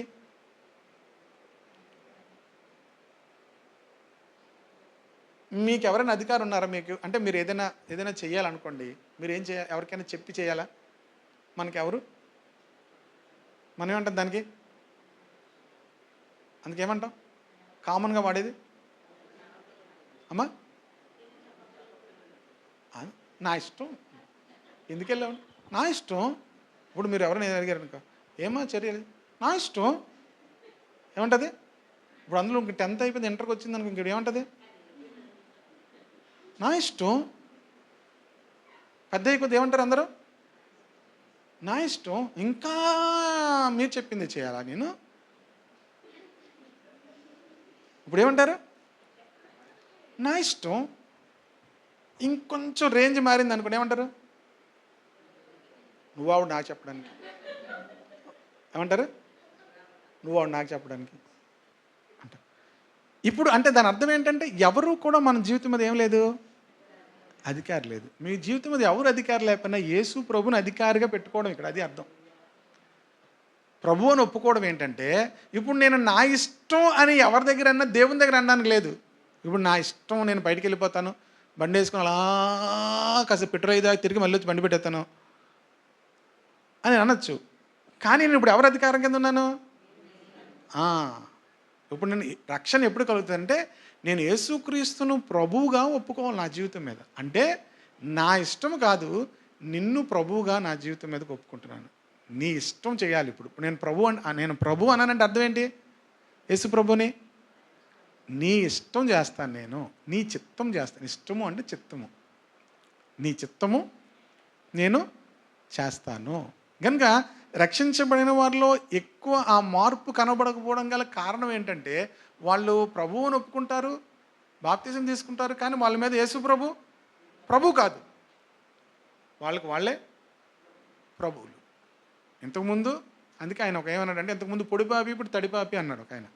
అంటే అర్థం ఏంటి? బాప్తిజం తీసుకుని తడిసిపోతారు కదా, ఇప్పుడు తడిపాపి, ఇంతకుముందు పొడిపాపి తడిపాపి. కనుక మనం అలాగుంటే అవ్వదు. ప్రభువుగా మనం ఒప్పుకుంటే ఆయన ఎక్కడ కంట్రోల్ చేస్తాడంటే, నీ హృదయాన్ని కంట్రోల్ చేయాలి, నీ తలంపులను కంట్రోల్ చేయాలి, నీ యొక్క ఆలోచనలను ఆయన ఏం చేస్తాడు? కంట్రోల్ చేయాలి. అంటే నేను ఆలోచించేటప్పుడు కూడా ప్రభువు నన్ను చూస్తాడు, ప్రభు చిత్తం లేని ఆలోచన కూడా నాకు రాకుండా నేనేం చేయాలి? ఆయనకు కంట్రోల్ ఇవ్వాలి. ఓకేనా? అలాగా యేసును నా జీవితం మీదకి ఏం చేయాలి? ప్రభువుగా ఒప్పుకోవాలి. రెండవది ఏంటంటే, ఆయన మృతుల్లో నుండి లేచాడు అని హృదయంలో విశ్వసించాలి. ఇప్పుడు మృతుల్లో నుండి లేచాడని నమ్మడం ఓకే, అందరూ నమ్ముతారా? అందరికీ ఈస్టర్ చేసి, అందుకే ఈస్టర్ భోజనాలు కూడా పెట్టుకున్నాం కదా, ఆయన మృతుల్లో నుండి లేచాడని అందరూ నమ్ముతున్నాం. కాకపోతే ఆయన నీ కొరకు చనిపోయి లేచాడని నమ్మాలి. ఆయన మృతుల్లో నుండి లేచాడు అనేటువంటి నమ్మడం యూనివర్సల్గా నమ్మడం కాదు, ఆయన నా కొరకు చనిపోయి తిరిగి లేచాడని నమ్మాలన్నమాట. విలియం బూత్ అనేటువంటి ఒక దేవుని సేవకుడు యేసు ప్రభు సిలువ వేయబడినటువంటి ఆ స్థలం దగ్గరికి వెళ్ళి ఆయన ఒక ప్రార్థన చేశాడట. ఏమంటే, ప్రభువా, నీవు ఈ లోకమంతటి కొరకు మృతి పొందావు, చనిపోయి తిరిగి లేచావు. కానీ ఈ లోకంలో అంతమంది మనుషులు లేకపోయినా నేను ఒక్కడే ఉన్నా నా కొరకు కూడా నువ్వు మృతి పొంది తిరిగి లేస్తావు. సో పర్సనల్ అన్నమాట. రక్షణ అంటే ఏంటిది? Personal experience. నా కొరకు మృతి పొంది లేచావు. లోకం అంతటి కొరకు నువ్వు మృతి పొంది తిరిగి లేచావు కాదు, నా కొరకు నీవు మృతి పొంది తిరిగి లేచావు. అది అప్పుడు రక్షణ నిశ్చయిత అనేది మన హృదయంలో పరిశుద్ధాత్ముడు కలుగు చేస్తాడు. ఎప్పుడైతే మన జీవితాల మీద నా ఇష్టం కాదు, నేను ప్రభుగా నేను ఒప్పుకుంటున్నానని మనం ఎప్పుడైతే ఒప్పుకుంటామో, అందుకే జ్ఞాని అని సొలొమోను ఏమన్నాడంటే, నీ స్వబుద్ధిని నీవు ఆధారం చేసుకోవద్దు. ఎవరి బుద్ధి? ఇంకా ఏమన్నాడు? నేను జ్ఞానిని నీవు అనుకోవద్దు. యెహోవా యందు భయభక్తులు కలిగి చెడుతనమును విడిచిపెట్టు, నీ స్వబుద్ధిని ఆధారము చేసుకొనక నీ పూర్ణ హృదయముతో దేవుని యందు నీవు నమ్మిక ఉంచు, అప్పుడు ఆయన నీ మార్గాలన్నీ సరళం చేస్తాడు అని. అర్థమైంది కదా? ఇది మన స్వబుద్ధి అంటే స్వజ్ఞానము, ఇవన్నీ కూడా పోయి యేసు ప్రభును మనము రక్షకునిగా అంగీకరించాలి. కనుక 10వ వచనం, ఏలయనగా నీతి కలుగునట్లు మనుషుడు హృదయంలో ఇప్పుడు ఏం విశ్వసిస్తున్నాడు? యేసు ప్రభు నా కొరకు మృతి పొంది తిరిగి లేచాడు. దేవుని బిడ్డలారా, సిలువ అనేది మరలా చెప్తున్నా, పాపం విషయంలో దేవునికి ఉన్నటువంటి కఠినత్వము సిలువ తెలియజేస్తుంది. పాపం విషయంలో దేవుని యొక్క ద్వేషము ఎంతో సిలువ తెలియజేస్తుంది. దేవుడు పాపాన్ని ఎంత ద్వేషిస్తున్నాడు అనే విషయం మనకు ఎలా తెలుస్తుంది? ఎవరిని చంపాడు ఆయన? ఎవరిని సిలువ వేశాడు? తన సొంత కుమారుణ్ణి ఏం చేశాడు? సిలువ వేశాడు. తన సొంత కుమారుణ్ణి సిలువకు అప్పగించడానికి ఆయన ఎందుకు వెనకాడలేదంటే, పాపమును ఆయన అంత ద్వేషిస్తున్నాడు. పాపం విషయంలో అంత కఠినమైన శిక్ష ఉంటుంది. ఆ శిక్షను తప్పించడానికి, నిన్ను తప్పించడానికి తన కుమారుని బలిచ్చాడు. అర్థమవుతుంది కదా? నన్ను తప్పించడానికి ఎవరిని బలిచ్చాడు? పాపం విషయంలో ఉన్నటువంటి కఠినమైనటువంటి శిక్ష, కఠినమైనటువంటి మరణము, ఆ ఉగ్రతను తప్పించడానికి తన కుమారుణ్ణి నీ స్థానంలో, నా స్థానంలో పెట్టాడు ఆయన. కనుక పాపాన్ని మనం లైట్ తీసుకోకూడదు. ప్రతి పాపం విషయంలో కూడా తన కుమారుణ్ణి మన కొరకు బలి ఇవ్వడానికి ఆయన వెనకాడక ఆయనను అప్పగించాడు. కనుక మనము అది విశ్వసించాలి. ఓకేనా? ఏలైనా నీతి కలుగునట్లు మనుషుడు హృదయంలో నా కొరకు నీవు నీ కుమారుని అప్పగించావు ప్రభు అని విశ్వసించాలి. రక్షణ కలుగునట్లు నోటితో ఏం చేయాలి? ఒప్పుకోవాలి. యేసుక్రీస్తు నా ప్రభువు అని నోటితో ఒప్పుకోవాలి. హృదయంలో ఏం విశ్వసించాలి? నా కొరకు ఆయన మృతి పొంది. అంటే ఇప్పుడు మీరు 2 విధాలుగా మీకు ఉపయోగం. మీ రక్షణ విషయంలో మరింత లోతులోనికి వెళ్తున్నారు. రెండోది, మీరు ఎవరికైనా చెప్పేటప్పుడు కూడా మీరేం చేయాలి? ఇది చెప్పాలి. రక్షణ అనుభవం అంటే ఇది బాబు. నువ్వు ఏం చేయాలి? యేసుక్రీస్తు నీ జీవితం మీద ప్రభువుగా ఉండాలి. ఆయన నీ కొరకు మృతి పొంది తిరిగి లేచాడని నువ్వు నమ్మాలి. అప్పుడు నువ్వు రక్షించబడతావు. 11వ వచనం ఏమనగా, ఆయన యందు విశ్వాసం ఉంచు వాడెవడను, నువ్వు అలా విశ్వాసం ఉంచితే దేవుడు నిన్ను ఎప్పుడు సిగ్గుపరచడు. హల్లెలూయా. ఇందాక అక్కడ కూడా చూసాం కదా, ఆయన ముఖ్యమును మూలరాతిని ఆయన స్థాపిస్తున్నాడు. ఆయన యందు విశ్వాసం ఉంచి వాడు ఎవడను కూడా సిగ్గుపరచడు. ఇందులో యూదుడని గ్రీసు దేశస్థుడని భేదం లేదు. యూదుడంటే ఇశ్రాయేలీయులని, గ్రీసు దేశస్థులంటే లోకములో ఉన్న అన్యజనులని భేదం లేదు. ఒక్క ప్రభువే అందరికీ ప్రభు. ఆయన ఇశ్రాయేలీయులకి దేవుడు, ప్రజలందరికీ కూడా ఆయనే దేవుడు. ఒక్క ప్రభువే అందరికీ ప్రభు అయ్యండి, తనకు ప్రార్థన చేయు వారందరి ఎడల కృప చూపుటకు ఐశ్వర్యవంతుడు. ఒక్క దేవుడే అందరికీ దేవుడు. దేవుడా నువ్వు అంటున్నావు అంటే ఎవరు? ఆయన ఒక్కడే దేవుడు. అందుకే ఒక్క ప్రభువే అందరికీ ప్రభు అయ్యండి, తనకు ప్రార్థన చేయు వారందరి ఎడల కృప చూపుటకు ఐశ్వర్యవంతుడై ఉన్నాడు. ఎందుకనగా ప్రభు నామమును బట్టి ప్రార్థన చేయువాడెవడో వాడు రక్షింపబడును. ప్రభు నామమును బట్టి ప్రార్థన చేయడం అనేది మన రక్షణ దినమును మొదలుకొని అది కొనసాగుతూనే ఉండాలి. ప్రభు నామమును బట్టి ఏం చేయాలి? మనం ప్రార్థన చేయాలి. వారు విశ్వసింపని వారికి ఎట్లు, ఇక్కడ నుంచి మరలా చెప్తున్నాడు. ఇప్పుడు మీకు వేరొక యాంగిల్ రక్షణ ఎలా జరిగింది, రక్షణ ఎందుకు జరిగింది అన్ని విషయాలు కూడా ఇప్పుడు మనం ధ్యానం. అంతా క్లియర్ అర్థమైందా? రక్షణ అంటే ఏంటి, రక్షణ ఎలా కలుగుతుంది? ఇప్పుడు ప్రభు నామమును బట్టి ఎవరు ప్రార్థన చేస్తారో వారికి ఏం కలుగుతుంది?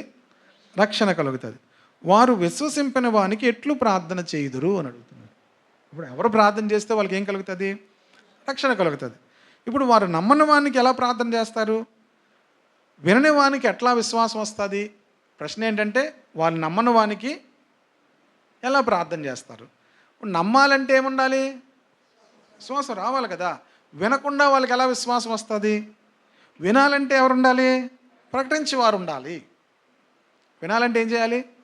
ప్రకటించేవారు ఉండాలి. ప్రకటించేవారు ఉండాలంటే ప్రకటించిన వారిని పంపే వాళ్ళు ఉండాలి. అక్కడ అదే చెప్తున్నాడు. ప్రకటించిన వారు పంపబడని యెడల ఎట్లు ప్రకటిస్తారు? ప్రకటించేవారు ఏమవ్వాలట? పంపబడాలి. అందుకే ఇందు విషయమై ఉత్తమమైన వాటిని గురించి సువార్త ప్రకటించు వారి పాదములు ఎంతో సుందరములైనవని వ్రాయబడి ఉన్నది. అయినను అందరూ సువార్తకు లోబడలేదు. ప్రభువా మేము తెలియజేసిన సమాచారం ఎవడు నమ్మెను అని యెషయా చెప్తున్నాడు కదా. కాగా వినుట వలన విశ్వాసము కలుగును, వినుట క్రీస్తును గుర్చిన మాట వలన కలుగును. విశ్వాసం అనేది మనుషులకి ఎలా వస్తుందంటే దేవుని మాట వినడం వల్ల కలుగుతుంది. అందుకనే మనం ప్రతి ఆదివారం, శుక్రవారం, మంగళవారం, శనివారం వాక్యం ఎందుకు చెప్తామంటే మనం ఎంత వాక్యం వింటామో అంత విశ్వాసం పెరుగుతుంది.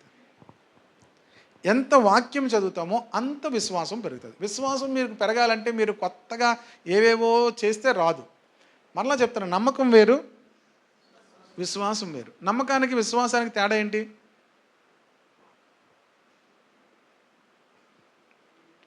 నమ్మకానికి విశ్వాసానికి తేడా ఏంటి? నమ్మకం విశ్వాసము రెండు కాదు.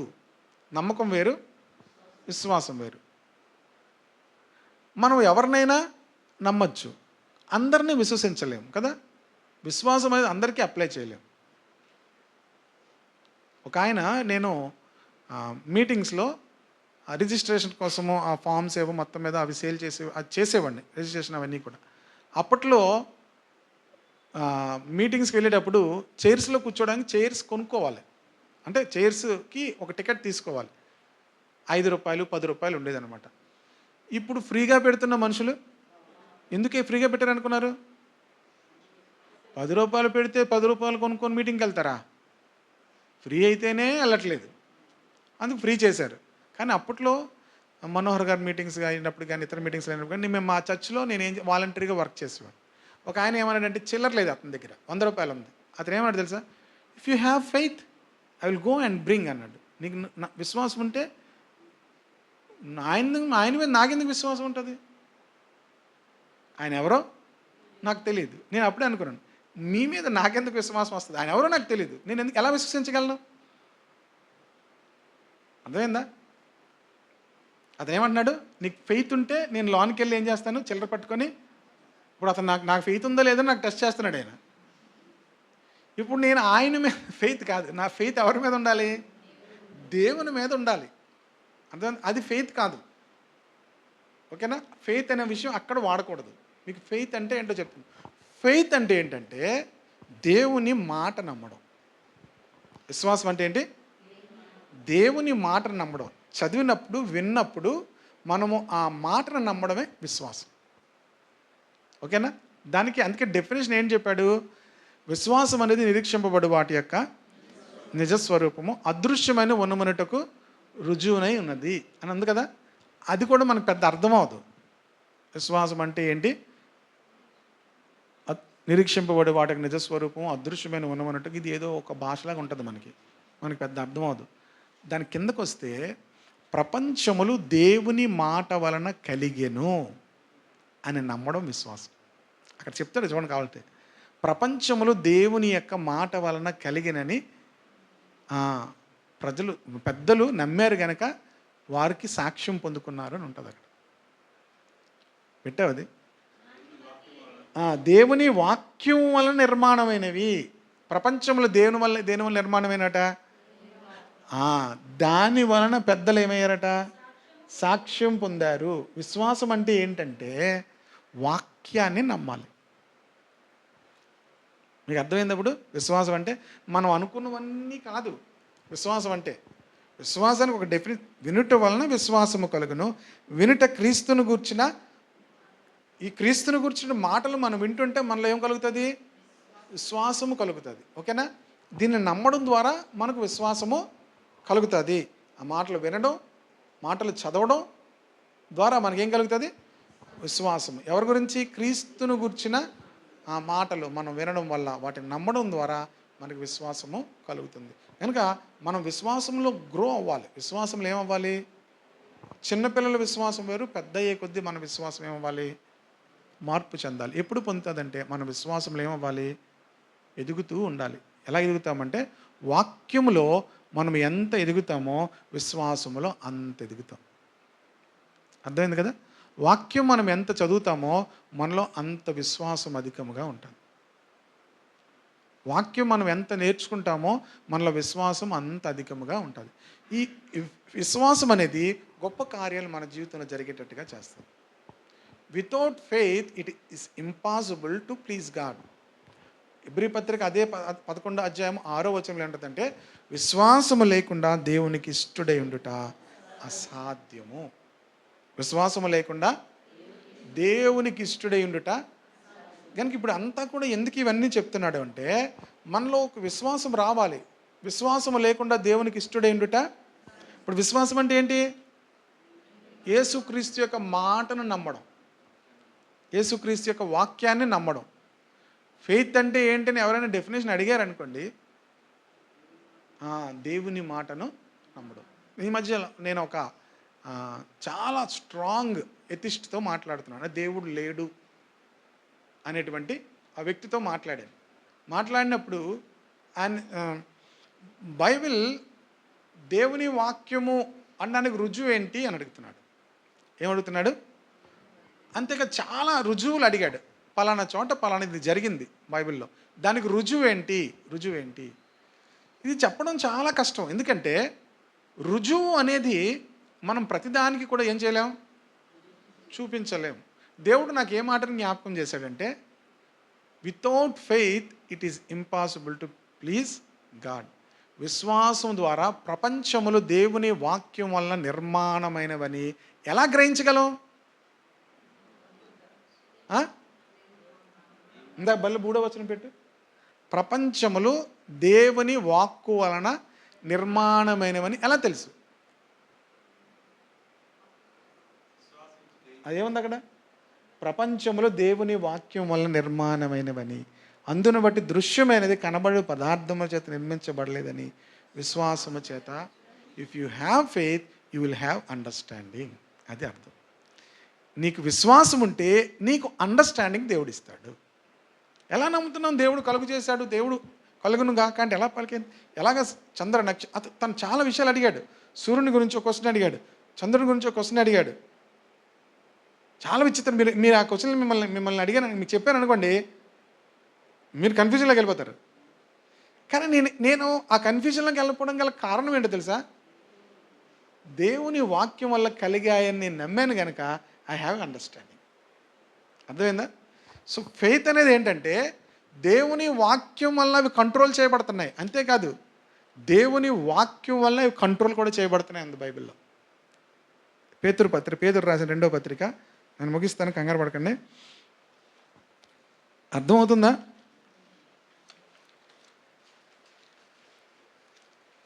రెండవ పత్రిక 3వ అధ్యాయము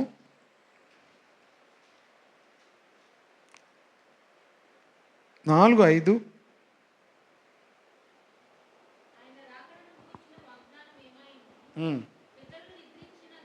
పితరులు నిద్రించినది మొదలుకొని సమస్తము సృష్టి ఆరంభం ఉన్నట్టే నిలిచి ఉన్నదే అని చెప్పుదరని మీరు మొదట తెలుసుకోవాలి. ఏలయనగా పూర్వము నుండి ఆకాశం ఉండిననియు, నీళ్లలో నుండి నీళ్ల వలన సమకూర్చబడిన భూమియు దేవుని వాక్యం వలన కలిగిననియు వారు బుద్ధిపూర్వకంగా మర్చిపోతారు. పూర్వం ఉన్నటువంటి ఆకాశము ఎలా కలిగిందట? ఆకాశం ఉండిననియు, నీళ్లలో నుండి నీళ్ల వలన సమకూర్చబడిన భూమి దేవుని వాక్యం వలన కలిగింది. ఓకేనా? ఆ నీళ్ల వలన అప్పుడున్నటువంటి లోకము నీటి వరదలో మళ్ళా ఏమైంది? నశించిపోయింది. అయితే ఇప్పుడున్న ఆకాశము భూమి భక్తిహీనుల తీర్పును నాశనమును జరుగు దినం వరకు అగ్ని కొరకు నిలువ చేయబడినవై అదే వాక్యం వలన భద్రం చేయబడి ఉన్నవి. ఇప్పుడు ఆ వాక్యమే సృష్టి అంతటిని భద్రపరిచి ఉంచింది. ఏంటండి? సూర్యుడిని, చంద్రుణ్ణి, ఆకాశమును, భూమిని ఏది భద్రపరిచి ఉంచింది? ఎందుకు? ఎవరి వల్ల కలిగింది ఇవన్నీ కూడా? దేవుని వాక్యం వల్లే కలిగాయి. ఇప్పుడు ఎవరు కాపాడుతున్నారు దాన్ని? దేవుని వాక్యమే కాపాడుతుంది. అర్థమవుతుందా? ఇప్పుడు మనల్ని ఎవరు కాపాడుతారు? దేవుని వాక్యమే కాపాడుతుంది. భూమి అంతటిని కూడా కంట్రోల్ చేస్తుంది ఏంటిట? దేవుని యొక్క వాక్యమే. పేతురు ఎంత చక్కగా చెప్పాడు కదా. అప్పుడున్నటువంటి భూమి అంతా కూడా దేవుని వాక్యం వల్లే కలిగింది. మరలా నీళ్ల వల్ల అంతా ఏమైంది? నోవాహు దినాల్లో నాశనం అయిపోయింది. ఇప్పుడున్నటువంటి ఆకాశము, భూమి భక్తిహీనులకు తీర్పు, నాశనము జరుగు దినం వరకు, అంటే అప్పుడు నీళ్లతో దేవుడు ఏం చేశాడు? జల ప్రళయంతో తీర్పు తీర్చి నాశనం చేశాడు. రెండోసారి దేవుడు ఎలా నాశనం చేయబోతున్నాడు? తీర్పు అగ్నితో ఏం చేయబోతున్నాడు? అగ్ని గంధకములతో భూమిని ఏం చేయబోతున్నాడు? ఆయన నాశనం చేయబోతున్నాడు. కనుక అది అప్పుడు వరకు ఏమైందట? ఎన్ని యుద్ధాలు జరిగినా, ఎన్ని జరిగినా వాటన్నిటినీ కూడా దేవుడు వాక్యం వలన భద్రపరిచాడు. దేవుని ఉగ్రత వేరేగా ఉంటుంది. అగ్నితో దేవుడు ఏం చేస్తాడు? నాశనం చేస్తాడు. తర్వాత ఏమవుతుంది? క్రొత్త భూమి, క్రొత్త ఆకాశము ఉంటుంది. 13వ వచనం చూడండి. అయినను మనం ఆయన వాగ్దానమును బట్టి క్రొత్త ఆకాశము కొరకును క్రొత్త భూమి కొరకును కనిపెట్టుచున్నాము, వాటి యందు నీతి నివసించును. మనం ఇప్పుడు పాత భూమి, పాత ఆకాశం కొరకు ఉండబోము. క్రొత్త భూమి, క్రొత్త ఆకాశం కొరకు ఏం చేస్తున్నాం? కనిపెడుతున్నాము. దాంట్లో ఏముంటుందట? నీతి ఉంటుంది. ఓకే, ఇక్కడ నుంచి అక్కడికి విశ్వాసం ఇంత ఉంది. విశ్వాసంలో ఇవన్నీ మీకు ఎలాగ అర్థమవుతాయి? ఎలా నమ్మగలుగుతారు? దేవుని వాక్యము నమ్మడమే విశ్వాసం. ఓకేనా? కొత్త భూమి ఎలాగుంటుంది చెప్పు అంటే, కొత్త ఆకాశం ఎలాగుంటుంది చెప్పు అంటే, మనకి విశ్వాసం ఉంచాం కనుక మన హృదయంలోకి దేవుడు ఏమిస్తాడు? గ్రహింపునిస్తాడు. అందుకే విశ్వాసము ద్వారా వారు గ్రహించారు అని ఉంది కదా. విశ్వాసం ఉంచితే మనకేమిస్తాడు? దేవుడు గ్రహిస్తాడు. విశ్వాసము లేకుండా దేవునికి ఇష్టడై ఉండుట నేను నమ్మను, కొత్త భూమి వస్తుందని నేను నమ్మను, కొత్త ఆకాశం వస్తుందని నేను నమ్మను అంటే మీకేమవ్వదు?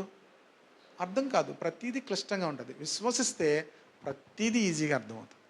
సో ఈ విశ్వాసం డెవలప్ అవ్వాలి అంటే ఇప్పుడు రక్షణ పొందడానికి విశ్వాసం ఉంచాం. ఇవన్నీ నమ్మాలి అంటే మనలో ఏమవ్వాలి? విశ్వాసం పెరగాలి. ఏమవ్వాలి?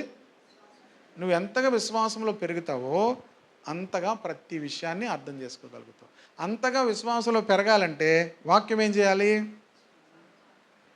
ధ్యానించాలి, వినాలి. వింటే నీలో ఏం పెరుగుతుంది? విశ్వాసం పెరుగుతుంది. విశ్వాసం పెరిగితే ప్రతి విషయాన్ని గ్రహించగలుగుతాం. అప్పుడు విశ్వసించువాడు కలవరపడడు అని ఉంది బైబిల్లో. విశ్వసించేవాడు ఏం చేయడు? కలవరపడడు. మిగతా వాళ్ళందరూ ఎలా ఉంటారు? కలవరపడిపోతారు. మనం విశ్వసించేవారు ఏం చేయము? కలవరపడం. సో ఇట్ మీన్స్ మన విశ్వాసం ఇంకేమవ్వాలి? మనం అందరం కలవరపడతాం. ఎందుకు కలవరపడతాం? ప్రతిదానికి ఏమవుతాం? కలవరపడతాం, కలవర పెడతాం, కంగారు పడతాం. కొంతమంది కంగారు పడడమే కాదు, కంగారు ఏం చేస్తారు? మామూలుగా పెట్టరు. అందరికీ గెలిబిలు చేసి పడేస్తారు, నెమ్మది లేకుండా చేసేస్తారు, కలవరపడిపోతారు. ఎందుకు? మనం ఏమవ్వాలి? విశ్వాసం ఉంది. బైబిల్ ఏం చెప్తుంది? విశ్వాసం ఉంచేవారు కలవరపడ్డు. ఇప్పుడు మనం ఎందులో ఎదగాలి? ఎలా ఎదుగుతాం? వినుట వలన విశ్వాసము కలుగును, వినుట క్రీస్తుని గుర్చిన మాట వలన కలుగును. అందుకని బైబిల్ మనము ధ్యానిస్తూ ఉంటుండగా, వాక్యాన్ని మనం ధ్యానిస్తూ ఉంటుండగా మనలో విశ్వాసం పెరిగిపోద్ది. మనకి ఇంకా ఒక బొంకే గారు ఏమన్నారు తెలుసా? I will doubt the doubt అన్నాడు. ఆ మాటని కరెక్ట్గా చెప్పలేకపోతున్నాను. నేను డౌట్ని డౌట్ చేస్తానన్నాడు, అంతే తప్ప నాకు డౌట్ ఉండదు అన్నాడు. దాన్ని ఇంగ్లీష్లో భలే చెప్పాడు ఆయన. ఆయన వాక్యం భలే ఉంటుంది. ఎక్కడో వేరే ఒక డైరీలో రాశాను. నేను ఎప్పుడూ కూడా ఏం చేయను? డౌట్ పడను. డౌట్ని డౌట్ చేస్తాను తప్ప దేవుణ్ణి డౌట్ చేయను. ఎప్పుడు కూడా ఆయన నాకు సందేహము ఉండదు. కనుక మన విశ్వాసం అంత డెవలప్ అవ్వాలి. అంత విశ్వాసంలోకి రావాలంటే ఏం చేయాలి? వాక్యాన్ని ధ్యానిస్తున్న కొద్దీ నువ్వు ఫెయిత్లో అలా అలా అలా, ఎవరు ఏమనుకున్నా, ఎవరు ఏం చెప్పినా, ఎవరు ఏం మాట్లాడినా, if you are strong in faith you will have understanding in your heart. హృదయంలో ఏమవుతుంది? అన్నీ తెలిసిపోతుంటాయి మనకి. మీకు ఎలా తెలిసిపోద్దండి, మీకు ఎలా తెలిసిపోద్దండి? విశ్వాసం ఉంటే అన్నీ గ్రహింపు వస్తుంది. విశ్వాసంతో ఏమవుతుంది? గ్రహింపు వస్తుంది. వాక్యం మనకు అర్థమైపోద్ది, ఏం జరుగుతుందో అర్థమవుతుంది, ప్రతిదీ మనకు అర్థమవడం ప్రారంభమవుతుంది. ఓకేనా? సో వీ నీడ్ టు ఏముంది,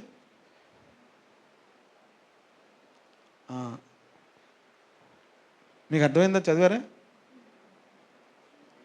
why not have doubts about your doubts and decide to believe and trust Jesus. If you do you will soon receive heavenly assistance from the holy spirit. Faith moves the mountains which doubt creates. కనుక అప్పుడప్పుడు ఇలాంటి మంచి దేవుని సేవకులు మాటలు కూడా వినాలి మీరు. Is a very wonderful man of God బాంకే గారు. మంచి దేవుని సేవకుడు ఆయన. ఆఫ్రికా దేశంలో మిషనరీగా వెళ్ళి గొప్ప సేవ చేసినటువంటి వ్యక్తి ఆయన. మీటింగ్స్లో ఒక్కొక్కసారి జనాలు చూస్తే కెమెరా అలాగా ఆఫ్రికా ఇలా తిప్పుతుంటే ఇంకా ఇలా ఇలా ఇలా ఇలా కొన్ని కిలోమీటర్ల జనాలు ఉంటారు. ఆయన మీటింగ్స్కి వచ్చేవారనమాట. కొన్ని కిలోమీటర్ల జనం ఉంటారు ఆఫ్రికాలో. ఆయన మీటింగ్స్కి వచ్చేవారు. ఆయన చనిపోయారు. అయితే అంత మంచి మ్యాన్ ఆఫ్ గాడ్. ఆయన మాటలు ఎక్కడైనా మీకు దొరికితే మీరు చదవచ్చు. నా దగ్గర ఒకటి రెండు బుక్లు ఉన్నాయి, ఇంగ్లీష్లో ఉన్నాయనుకుంటాను. మీరు ఎవరైనా చదువుతారంటే కూడా చదవచ్చు. కనుక గ్రేట్ మ్యాన్ ఆఫ్ ఫెయిత్. ఈ ఫెయిత్ అనేది ఎలా పెరుగుతుందంటే వాక్యాన్ని మనం ధ్యానించడం ద్వారా పెరుగుతుంది. సో వాక్యాన్ని అందుకే మనం నిర్లక్ష్యం చేయకూడదు. కనుక దేవుడు నన్ను చంపేస్తాడో, దేవుడు నన్ను ఏమండో, వాక్యం చదవకపోయినా ఏమండు అనుకోకూడదు. వాక్యం చదవకపోతే ఫెయిత్ అనేది మనలోంచి ఏమవుద్ది, రోజు రోజుకి తగ్గిపోద్ది. అందుకే ఆ పైన ఉన్న వాళ్ళు ఎవరు దేవుని రాకడన్నారు, ఏది రావట్లేదు. వాక్యం వలన అవన్నీ కలిగాయి. వాక్యం వలన అవన్నీ కూడా మరలా నాశన దినం వరకు కూడా భద్రపరచబడి ఉన్నాయి. మనము కూడా వాక్యంలో ఎదుగుతున్న కొద్దీ విశ్వాసంలో ఏమవుతాము, పెరుగుతాం. ఓకేనా? చూసారు కదా ఆయన ఎంత జనం ఉన్నారో ప్రపంచంలో. మరి బహుశా ఆయనకు వచ్చిన మీటింగ్కి వచ్చిన జనం ఇంకెవరికి రారేమో. ఒక్క మిరకల్ చెప్పనైంది. మిరకల్ ఎవరో చచ్చిపోయిన ఒక వ్యక్తిని తీసుకొచ్చి ఎవరో ఇంట్లో పెట్టారట. ఆయన మీటింగ్ తీసుకెళ్తారు. ఈ జనంలో ఎక్కడ తీసుకెళ్తారు ఆయన దగ్గరికి ప్రార్థన చేయించడానికి? ఇంత జనంలో ఆయన దగ్గరికి తీసుకెళ్ళడానికి, అయితే అంత జనంలోకి ఒక చచ్చిపోయిన మనిషిని తీసుకొచ్చారని ఎలా ఉంటుంది? ఎవరైనా ఉంటారు అక్కడ? తిడతారు కదా చచ్చిపోయిన మనిషిని తీసుకొచ్చారు. విచిత్ర విషయం ఏంటంటే, అద్భుతం ఏంటంటే, వాళ్ళు తీసుకొని వెళ్ళలేదు. ఆ స్వరం ఎక్కడికో దూరం వినబడుతుంది. ఆ ఇంట్లో ఉంచారట. వాళ్ళు లేచిపోయాడట. చచ్చిపోయినాడు. చచ్చిపోయిన వ్యక్తి ఏమయ్యాడు? లేచిపోయాడట. ఆ చచ్చిపోయిన వ్యక్తి లేచిన సాక్ష్యం మీరు గూగుల్ చేస్తే దొరుకుతుంది, యూట్యూబ్లో దొరుకుతుంది. అతను చెప్తాడు ఎవరో అతను ప్రార్థన చేయలేదు, ఆ మీటింగ్ దగ్గరలో అంత పవర్ఫుల్ మ్యాన్ ఆఫ్ గాడ్. ఓకేనా? అంతా ఇన్ని మీటింగ్స్ని ఆఫ్రికాలో విచ్ క్రాఫ్ట్స్ ఉంటాయి, మామూలుగా ఉండవు. ఆఫ్రికాలో, చైనాలో విచ్ క్రాఫ్ట్ చాలా ఎక్కువగా ఉంటాయి. ఉన్న మనిషిని అలా జబ్బు చేసి చంపేస్తారు వాళ్ళు. అంత పవర్ఫుల్గా ఉంటాయి అన్నమాట. సో ప్రపంచంలో ప్రఖ్యాతిగాంచినటువంటి విచ్ క్రాఫ్ట్ చేసేటువంటి వాళ్ళని ఈ మీటింగ్స్ తీసుకొచ్చి, ఈ మీటింగ్స్ ఎక్కడ జరుగుతున్నాయో ఆ మీటింగ్స్లో ఆయన స్టేజ్ ఎక్కి హల్లెలూయా అనగానే అతను కింద పడి చచ్చిపోవాలన్నమాట. అలాగా ఆ విచ్ క్రాఫ్ట్ చేసి వాళ్ళందరిని పూజలు చేయించి ఆ గ్రౌండ్లో వాళ్ళు ఉంచారట. స్టేజ్ కింద, స్టేజ్ చుట్టూ అందరినీ కూడా. సో ఈయనకి వచ్చి రాగానే, మీటింగ్కి వచ్చి రాగానే ఏమన్నా అలవాటు అంటే చాలా గట్టిగా అడుస్తాడు ఆయన. హల్లెలూయా అంటాడనమాట ఆయన. సో అలాగే మామూలుగా వచ్చాడు. మొత్తం మామూలుగా ఇలాగ వచ్చి మళ్ళీ మైక్ తీసుకొని హల్లెలూయా అనగానే మొత్తం ఈ విచ్ క్రాఫ్ట్ పవర్స్ ఎంతమంది ఉన్నారు అందరూ కొట్టుకొని నేలపడి రక్తం కక్కుని మొత్తం స్టేజ్ దగ్గరికి వచ్చి, యేసు ప్రభు శక్తి దగ్గర మేము ఎవరు నిలవబడలేమని చెప్పి వాళ్ళు సాక్షి చెప్పారు. అంత పవర్ఫుల్ మ్యాన్ ఆఫ్ గాడ్ అనమాట. ఓకే? కనుక మనము ఎలాగ ఎదుగుతారు? అలాగంటే విశ్వాసంలో మనము రోజు రోజుకి ఏమవ్వాలి? ఎదగాలి. మీరు ఇళ్ళకి వెళ్ళి చూసాం, అలా చూసాం కదా, ఇలాంటి కొంచెం ఇంటర్నేషనల్ విషయాలు కొన్ని చూడాలి. ఇలా చూసాం, మరి ఎలాగంటున్నారండి, అలా ఎలాగంటున్నారండి, ఎలాగంటున్నారండి, అర్థమవుతుందా? ఇలాంటివి కాదు. అలాంటి పవర్ఫుల్ విట్నెస్ అన్నీ కూడా వింటే మనలో ఏమవుతుంది? వినుటి వల్ల విశ్వాసం కలుగుతుంది. ఆ విశ్వాసంలో ఇంకా మనం ఎదగలం. ఓకే? ప్రార్థన చేసుకొని ముగించుకుందాం. మహోన్నతుడా, పరిశుద్ధుడా, మా తండ్రి, నీకు వందనాలు చెల్లిస్తున్నాం. వినుటి వల్ల విశ్వాసం కలుగుతుంది. విశ్వాసం ద్వారానే మేము రక్షించబడతాము, విశ్వాసం ద్వారానే మేము నీతిమంతులుగా తీర్చబడతాము. విశ్వాసం లేకుండా దేవునికి ఇష్టడై ఉండటం అసాధ్యము. దేవా, ఈ కొత్త నిబంధనలో నాయన ధర్మశాస్త్రమునకు నాయన ఏ రీతిగా సమాప్తి కలిగిందో కొన్ని విషయాలు మేము చూసాం ప్రభా. నాయన విశ్వసించు ప్రతి వానికి నీతి కలుగునట్లు క్రీస్తు ధర్మశాస్త్రమునకు సమాప్తి అయి ఉన్నాడని ప్రభా. విశ్వాసము మేము ఎలా పొందుకోగలమో, దేని విషయంలో విశ్వాసం ఉంచాలో ప్రభా నాయన కొన్ని మాటలు మేము ధ్యానం చేశాము. రమపత్రికలో ఉన్నటువంటి ఈ మాటలు దేవా బిడ్డలందరి హృదయాల్లో దేవా గొప్ప మంట పుట్టించాలి, గొప్ప ఆనందము సంతోషము కలిగించాలి. తద్వారా ప్రభా విశ్వాసములో మరింత అభివృద్ధి పొంది ప్రభా ఎంతోమందికి దీవెనకరముగా ఉండినట్లుగా చేయండి ప్రభా. కృప చూపించండి. ఈ మాటలు నాయన తండ్రి మా అందరి ఆత్మీయ జీవితాలకు గొప్ప క్షేమాభివృద్ధి కలిగించాలని ప్రార్థన చేస్తూ ఆశతో వచ్చిన బిడ్డలందరినీ నీ వాక్యానికి మీ ఆత్మకు వారిని అప్పగిస్తున్నాను. ఇంకనూ వారితో మీరు మాట్లాడండి ప్రభు, ఇంకనూ వారిని మీరు నడిపించండి ప్రభా. ఈ రాత్రి పర్సనల్గా ప్రతి ఒక్కరిని మీరు ఎన్కౌంటర్ చేయమని ప్రార్థన చేస్తున్నాను. ప్రతి ఒక్కరు పర్సనల్గా తండ్రి నిన్ను నాయన తండ్రి వారి జీవితాల్లో నాయన ప్రభువుగా నాయన తండ్రి మరి నేను ఒప్పుకుంటూ నిన్ను నాయన తండ్రి నీకు సమీపంగా రావడానికి సహాయం చేయి. ప్రతి ఒక్కరి మీద నీ వెలుగు ఉదయించును గాక. మాలో ఉన్న చీకటి నాయన పూర్తిగా తొలగిపోవాలి, నీ వెలుగుతో నింపబడాలని ప్రార్థిస్తూ యేసు నామములో ప్రార్థించి మనవులు అడిగి వేడుకుంటున్నాను తండ్రి. ఆమేన్. ఆమేన్.